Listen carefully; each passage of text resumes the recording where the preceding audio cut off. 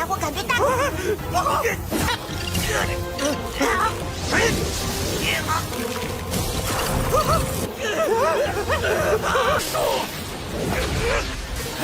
竟然还有这等手段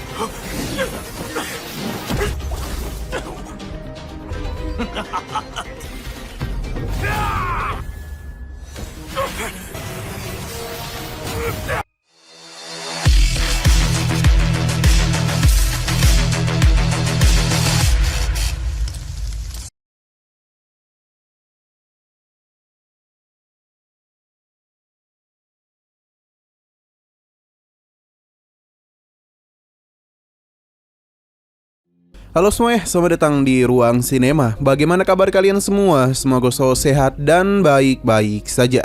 Sesuai jadwal, jadi pada hari ini kita akan kembali melanjutkan series Donghua Martial Master episode terbaru, yang mana ini adalah episode yang ke-527. Bagi yang baru bergabung dan series ini, kita sudah sediakan playlistnya. Jadi kalian bisa mudah mencari di mana episode awal dari series ini. Tapi sebelum kita mulai episode terbarunya, kita akan melihat dulu apa saja yang telah terjadi pada episode sebelumnya, tepatnya pada episode 526. Kemarin siksaan terus diberikan oleh ketiga pria ini kepada Qiansu. Xiaoyu yang ada di sana berusaha untuk memberikan bantuan sebisanya. Tapi apa daya, kekuatan yang mereka miliki telah mampu menahan pergerakannya. Tidak hanya itu saja, namun pergerakan Qiansu juga terus dibatasi. Karena bagaimanapun mereka ingin segera menikmati tubuh indahnya tersebut. Perlahan-lahan namun pasti berbagai formasi telah tetua ini pasang, dan semua itu telah berhasil menahan pergerakannya. Dengan begini sudah tidak ada lagi yang bisa Qiansu lakukan, selain pasrah diendus-endus oleh tetua ini. Untung saja di saat tetua itu ingin mengkokop Qiansu, Qing Chen pun datang untuk melindunginya. Kedatangan Qing Chen membuat Qiansu menjadi begitu senang. Berbeda dengan ketiga orang ini yang tentu menjadi begitu kesal karena permainan mereka telah direbut. Klodao segera maju untuk berhadapan dengan tetua ini. Nah, sekarang kita akan melanjutkan episode terbarunya. Pertarungan masihlah terus berlanjut antara tetua ini berhadapan dengan Klodao.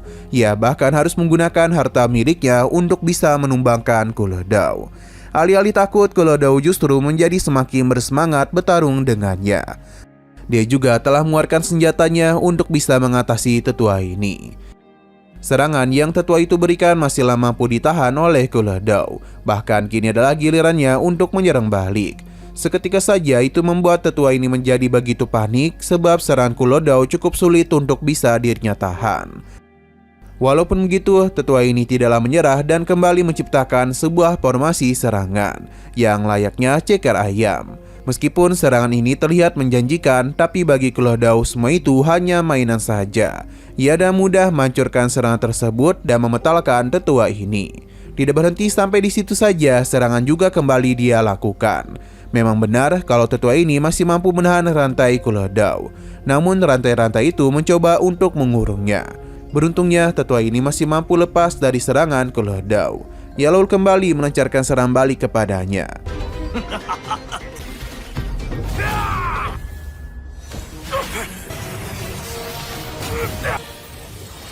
Di saat pertarungan sengit sedang terjadi, dua bawahan tetua ini ternyata masih hidup dan menyaksikan tetua mereka yang sedang bertarung.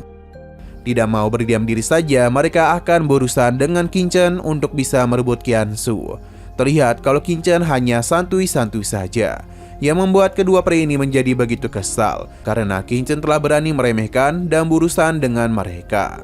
Kedua pria ini berjanji akan membalas apa yang telah Qing Chen perbuat.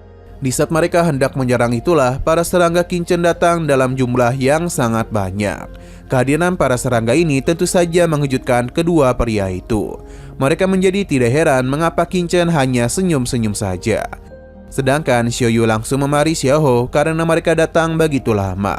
Padahal kedua pria ini telah berbuat hal yang tidak-tidak kepada kakak ipar mereka. Xiaoyu dan Xiaoho pun memimpin para serangga untuk memakan mereka berdua. Kedua pria ini bukan tanpa perlawanan, Namun setiap serangan yang mereka lakukan itu tidaklah mampu menumbangkan para serangga. Bahkan pertahanan yang berusaha mereka bentuk pun dengan mudah para serangga hancurkan. Yang tentu saja membuat kedua pria ini menjadi begitu panik, sebab para serangga mulai menggorogoti tubuh mereka. Teriakan kesakitan pun mulai terdengar di sana, karena bagaimanapun mereka ini dimakan hidup-hidup. Sampai pada akhirnya mereka berdua pun telah meninggoy.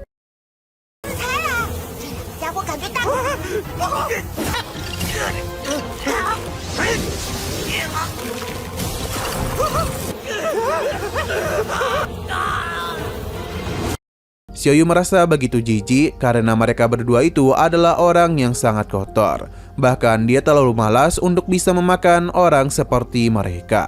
Xiaoyu dan Xiaoho pun segera memberikan 2 cincin penyimpanan ini kepada Qin Chen. Setelah semua itu, mereka pun diutus untuk membantu Kule Dao. Xiaoyu dan Xiaoho pun paham, berpindah ke sisi lain yang mana terlihat dengan begitu jelas kalau Kule Dao mampu menekan tetua ini, yang mana ia sepertinya sudah tidak akan bisa lari kemana-mana lagi. Ditambah Xiaoyu dan Xiaoho datang bersama pasukan serangganya. Tetua ini tentu saja menjadi begitu panik karena jika terus seperti ini maka yang ada malah dirinya yang akan meninggoy. Ia harus memikirkan cara untuk bisa lepas dari situasi ini, yang mana dia pun berencana untuk melancarkan serangan kepada Qin Chen. Pertarungan kembali berlanjut antara Kule Dao dan tetua ini. Awalnya dia itu yang pergi melarikan diri, namun mudah ditahan oleh Kule Dao, karena dia itu harus terus menemani dirinya bermain-main. Tetua ini pun membelah dirinya menjadi 2 untuk bisa mengecoh Kule Dao. Hal ini berhasil karena tubuh aslinya sedang menuju ke arah Qin Chen. Tidak mau tuannya disentuh, Kule Dao dengan cepat melepaskan serangan kepadanya. Tapi semua itu dengan mudah ditahan oleh tetua tersebut. Dan bahkan diri mampu menekan serangan Kule Dao meskipun harus menerima luka dalam.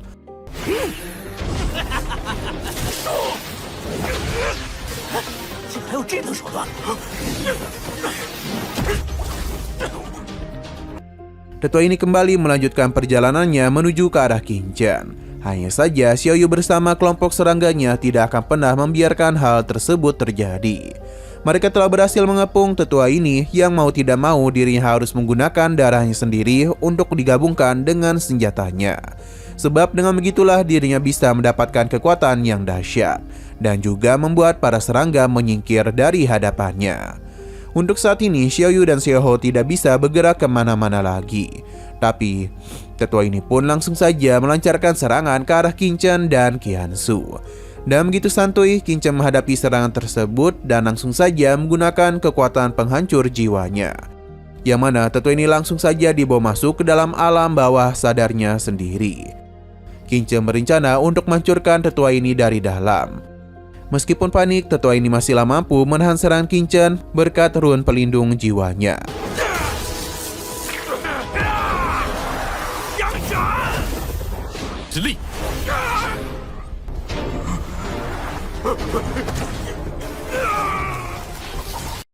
Ini cukup merepotkan Qin Chen, jadi dia langsung saja menggunakan pagoda langitnya untuk menyerang tetua ini. Sayang sekali kita tidak sempat melihat kematian dari tetua ini karena episode pada hari ini malah bersambung dulu.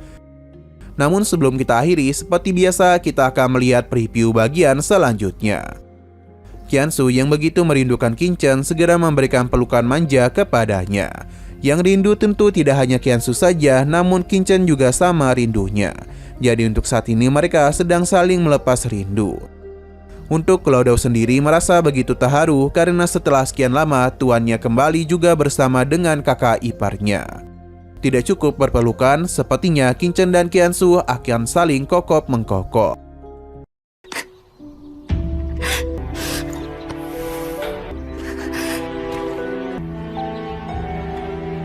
Oke, sekian dulu pada video kali ini. Untuk video selanjutnya akan segera hadir. Jadi bagi kalian yang ingin mengikuti series ini, langsung saja klik subscribe dan aktifkan loncengnya. Terima kasih yang sudah menonton video sampai habis. Jika kalian suka pada video ini, klik like dan share ke teman-teman kalian tentang channel ini. Dan ditunggu aja kelanjutannya. Oke, sampai jumpa di video selanjutnya.